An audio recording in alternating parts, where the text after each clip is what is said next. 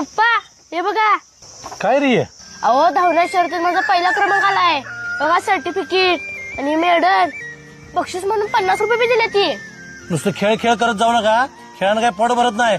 जरा अभ्यास बी करत जावा. जा आता हातपाय तोंड तुझा जा. पप्पा हा? नको 50 रुपये तुमच्याकडेच ठेवा.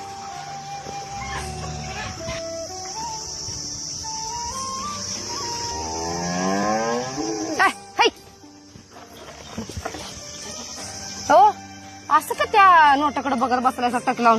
अगं हिजा आपला पहिला आलाय त्या धावण्या शर्यतीत आणि त्याला ही बक्षीस मिळाले. अगं बाई आता ही नोट मी माझ्यापाशी जपून ठेवणार आहे. चांगलं झालं बघा. आणि गोडा धोडाचं काहीतरी कर. सांजा हा करते. सांजा बिंजा काहीतरी कर. कुठे इजा? गोडा पहिला आलाय पोरी. इजा कुठे आहे? हाय तिकडे गेला हातपाय धुवायला. इजा अरे इजा इथं बसलायस बाई तू.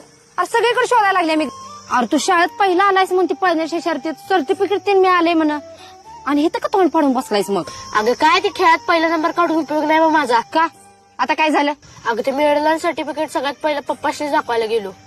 काय म्हणा अभ्यास कर जा. जरा बी कौतुक नाही त्याशनी माझं. कळतं की त्यांच्या वागण्यावरनं.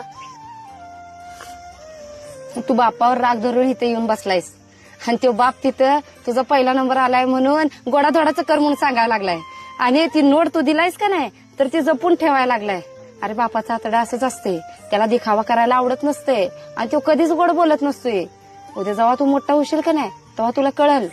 जगातली सगळी गोड बोलून तुझा फायदा उचलतील पण बाप प्रत्येक वळणावर तुला कठोर बोलूनच वटणीवर आणत असतोय. तो कधीच तुझ्या संग गोड नीट बोलणार नाही.